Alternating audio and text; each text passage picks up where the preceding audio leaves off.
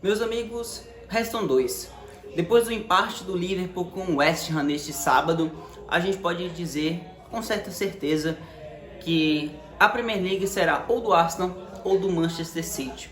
Portanto, a gente vai começar logo explicando e dando uma geral no que foi o empate do Liverpool do Klopp contra o West Ham, 2-2 fora de casa, e que mais relevante até do que o placar do jogo em si, eu acho que é o contexto todo.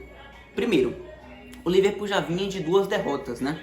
A derrota anterior já deixava a situação muito complicada para o time do Klopp, ou seja, era um time que havia vindo de duas derrotas, a última contra o Everton num clássico, num derby, e que, para piorar toda a situação, tem a confusão, o bate-boca entre Jürgen Klopp e Mohamed Salah.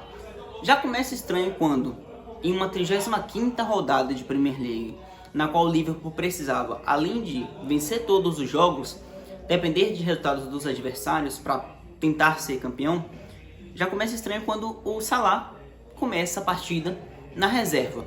E aí você imagina, bom, ele estava vindo de uma lesão recente, quem sabe o Klopp não optou por, não sei, houve uma recaída durante a semana de treinamentos, ou durante os 3 dias de treinamento, houve algum retrocesso na lesão, mas fica muito evidente de que não se tratava disso. Aos 80 minutos, com o Liverpool empatando, o Salah é chamado para entrar em campo pelo Jürgen Klopp, e ainda na beira do campo eles começam ao que depois viria a se confirmar como uma discussão, né? O Salah começa a argumentar algumas coisas com o Klopp, não fica muito claro do que ambos falavam, mas ficou nítido que era uma discussão. O Darwin Núñez, inclusive, chamam o Salah para tentar trazer a atenção dele para o jogo, para entrar em campo, mas ambos estavam debatendo sobre algo, então mostra que o clima nessa reta final do Klopp no comando do Liverpool, além de ser uma despedida, além de um título estar cada vez mais distante e parecer improvável, ainda tem tons de vestiário complexo. O Salah, inclusive, entra até concentrado no jogo, consegue algumas jogadas de perigo ali nos últimos 10 minutos, mas na melhor oportunidade ele tenta uma assistência para o Darwin Núñez, a bola é cortada e o Liverpool não consegue fazer o gol da vitória. Um Liverpool que jogou até melhor, criou muitas chances, teve 28 finalizações, tentativas de finalizações a gol, 8 foram corretas, 72% de posse, mas um time que não conseguiu ser dominante e nem eficaz. O principal é que faltou eficácia ao Liverpool na vitória, para tentar a vitória contra o West Ham, e o empate por 2-2 praticamente anula qualquer tipo de chance do Liverpool ao título da Premier League. E ainda para piorar, a gente vai com esse clima que fica muito instável de saber o que aconteceu. O Salah, inclusive, na saída do estádio, passa pela zona mista falando que se ele fosse falar com a imprensa naquele momento, iria haver fogo. Uma clara alusão aqui de que haveria polêmica ou coisa do tipo, não daria certo ele falar. Por isso ele passa sem falar, entre aspas. O Klopp, na entrevista dele, disse que, segundo a visão dele, já estava tudo resolvido e que, para ele, o Salah também havia entendido toda a questão. Mas não parece ser um bom final de ciclo do Klopp no Liverpool, que é bem triste, inclusive, porque ele fez esse time fazer muito mais do que era imaginável no momento da chegada dele, mas parece que não vai ter título e nenhum ambiente muito saudável nessa reta final. Um Liverpool, inclusive, que já tem uma negociação avançada com o novo treinador, o Arne Slot, que viria do Feyenoord. A gente pode falar disso mais pra frente. Agora, levando nossa atenção para os dois que ainda permanecem na briga, fica muito claro que City e Arsenal virão para essa reta final com as chances reais de título, né? O Arsenal vence o Tottenham por 3-2, abre 3-0 no primeiro tempo, uma belíssima atuação. Os primeiros 45 minutos do Arsenal são de muita intensidade, criação de oportunidades e aproveitamento de oportunidades, né? Tudo começa com o gol contra do Højbjerg no cruzamento do Odegaard no escanteio. O Højbjerg tenta tirar, acaba atacando o próprio gol e o Vicario não consegue defender. O segundo gol viria com o Bukayo Saka numa bela jogada individual, puxa para a perna esquerda e bate como ele costuma fazer, não sem antes o próprio Tottenham ter tido uma oportunidade clara de gol, né? O Romero coloca uma bola na trave numa cobrança de escanteio, que o Raya sai muito mal, e não viria a ser a única falha dele. Mais uma vez me chama a atenção o porquê do Raya ter tomado a vaga de titular do Ramsdale, né? fica muito claro que, para mim, que é pela saída de bola, pelo que ele consegue fazer com os pés, no lançamento, em passe, da própria saída e frieza para sair. Mas que ele comete mais uma falha nesse jogo, né? Justamente na saída de bola. Debaixo da trave, o Ramsdale é muito mais goleiro para mim. E o que o Raya consegue fazer, além do Ramsdale, no quesito de saída de bola, para mim não compensa. Mas quem tá lá é o Arteta, e o Raya foi escolhido para ser o titular. Falha nessa saída no escanteio, o Romero coloca a bola na trave. O Tottenham com poucas oportunidades ainda nesse primeiro tempo, o Arsenal aproveitando melhor, fazendo 2-0 com o Saka, e o Havertz vindo fazer 3-0 na jogada de bola parada. O Havertz cruza, o Havertz desvia na altura do primeiro pau e faz 3-0. Mas era um Tottenham que veio para esquentar o jogo no segundo tempo, conseguiu encontrar melhor o seu jogo, teve algumas oportunidades, o Van de Ven viria a perder chances, o próprio Heung-min-Son se movimentando bem, o Arsenal cedendo espaços para o Tottenham, e o jogo começou a ficar animado quando tem o primeiro gol do Tottenham, né? Com o Romero justamente na saída de bola, que o Raya tanto supostamente é superior ao Ramsdale, falha grotescamente. É ridículo o que ele faz na saída de bola, ele tenta dar uma cavadinha, uma espécie de cavadinha, o Romero só desvia a bola e fica de frente pro gol para finalizar, e inclusive finaliza bem, frio contra o Raya, e faria o primeiro gol do Tottenham, que diminuindo foi ainda mais para cima, começou a dificultar a vida do Arsenal, vindo a diminuir ainda mais para 3-2, no pênalti que foi claríssimo do Rice em cima do Davis, salvo engano foi do Davis, que o Michael Oliver de frente pro lance inclusive não reparou, só acho que não pegou em cheio, mas suficiente para ser pênalti, convertido pelo Son. 3-2, o Arsenal inclusive conseguiu manter a cabeça no lugar e não ceder mais oportunidades para o Tottenham nessa reta final. Vitória merecida pelo que fez no primeiro tempo, apesar do susto no segundo. O Tottenham adoraria, pelo que foi visto, jogar água no chope do Arsenal, porque cada ponto, qualquer vitória que o Arsenal deixar escapar e ceder um empate, qualquer 2 pontos que ele perder, ele vai entregar o título de bandeja para o City. Não foi dessa vez, o Arsenal conseguiu segurar a vitória, chegando aos 80 pontos nessa reta final, onde o Arsenal agora tem 3 jogos pela frente, né?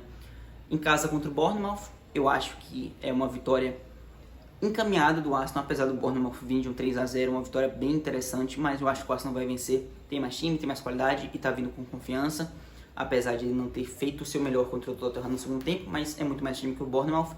E o United fora é o ponto que pode definir essa Premier League, porque o United não seria de mau agrado do United atrapalhar a vida do Arsenal, já tem uma rivalidade histórica, já teve uma década de rivalidade histórica, apesar de que ele tem que escolher entre Arsenal e City, então pode ficar complicada a vida do United, que não tem mais chance de classificação para Champions, então deve ser um adversário tão complicado, apesar de jogar em Old Trafford, e o Arsenal define a vida dele contra o Everton em casa, que também seria uma vitória encaminhada, já que o Everton já escapou da zona de rebaixamento, não briga mais por nada, não é mais rebaixado, não chega mais a lugar nenhum na Premier League. E a gente vai falar do City, que venceu o Nottingham fora de casa por 2-0 no City Ground, um City que cedeu oportunidades, mais espaços do que era esperado. Eu esperava um domínio ainda maior do City, apesar de ter tido mais chances, apesar de ter tido bem mais posse, o que já era esperado. Cedeu mais espaços do que eu imaginava. O Chris Wood teve 2 oportunidades claríssimas de gol que ele não poderia perder se ele quisesse deixar o Nottingham competitivo nessa partida. O que não era o caso também, o Nottingham é um adversário brigando para não cair. O City é muito mais time, abriu o placar até tarde, nos 31 minutos, com o Gvardiol no cruzamento, na cobrança de escanteio, ele desvia no primeiro pau e vence o Cells, 1-0, que viria a ser 2 somente no segundo tempo, apesar da pressão do City na saída de bola, apesar do City criar mais oportunidades. O Wood tem a primeira chance ainda no primeiro tempo, no segundo ele viria a ter chance também de empatar, perdeu 2 oportunidades que qualquer camisa 9 minimamente melhor não perderia, e o Haaland, quando teve a chance dele, deixou o Murilo sem pai nem mãe e bateu na saída do Celso para fazer 2-0. Se fosse um adversário mais competente, o City teria mais dificuldade e poderia até empatar esse jogo, tá? A esperança do Arsenal é que os adversários mais competentes que o City vai enfrentar não percam as oportunidades que o Nottingham perdeu. E aí tem um ponto, né? Essa reta final do City conta com, primeiro, o Wolverhampton em casa, que eu acho que vence e com certa tranquilidade. O Wolverhampton é um adversário que também não quer mais muita coisa no campeonato.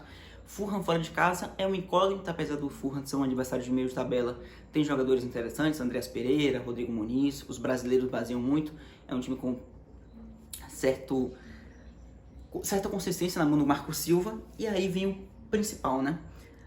No momento em que o City enfrenta o adversário mais perigoso, que é o Tottenham fora de casa, apesar de que vale lembrar que o Tottenham é o arquirrival, tem como arquivar o Arsenal. Se o Tottenham tirar pontos do City, poderia significar entregar o título nas mãos do Tottenham. Por quê? Essa rodada do City enfrentando o Tottenham é um jogo de uma rodada atrasada da 34ª. E neste momento, quando a gente tem Tottenham City, será no dia 14 de maio, o Arsenal já terá enfrentado o Bournemouth e o United. Ou seja, restará apenas o Arsenal enfrentar o Everton em casa. Se o Arsenal tiver vencido o Bournemouth e o United, ele precisaria apenas contar com um resultado ainda negativo do City, que pode não vir contra Wolverhampton e Fulham, mas pode vir contra o Tottenham, que é um adversário mais competente, mais perigoso, e com as melhores peças individuais na mão do Postecoglou para tirar pontos do City. O Arsenal precisa apenas de um empate do City ou de uma derrota, obviamente, ainda melhor. Essa é uma melhor oportunidade. E vislumbrando de ser o jogo no dia 14 de maio, se o City perde pontos contra o Tottenham, significaria para o Arsenal depender apenas dele contra o Everton em casa, no Emirates Stadium, para se tornar campeão da Premier League.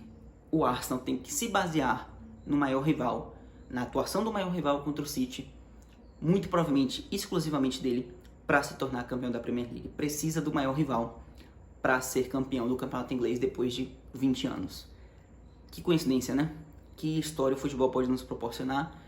A melhor chance do Arsenal é essa. Depois, se o City vencer os 3 jogos contra Wolverhampton, Fulham e Tottenham, teria o West Ham em casa. E muito provavelmente para se sagrar campeão, com o West Ham, inclusive, provavelmente já mexido, porque não tem mais chances de alcançar competições europeias. A essa altura já teria a vida dele resolvida. Então, a Premier League pode ser definida pelo Tottenham, novamente, que poderia, inclusive, enfrentar o Liverpool, vai enfrentar o City e já enfrentou o Arsenal. O Tottenham definiria a Premier e pode definir a Premier entregando o título, caso tire pontos do City, ao seu maior rival, o Arsenal. Que coisa para a torcida do Tottenham pensar, né? Mas esse é o futuro breve da Premier League. Deixa nos comentários mais uma vez, nessa reta final que a gente está acompanhando rodada a rodada, quem você acha que vai ser campeão? City, Arsenal ou o milagre do Liverpool, mais um na história dos Reds. Comente aqui o que você acha, muito obrigado por assistir, valeu, tamo junto, até o próximo, tchau.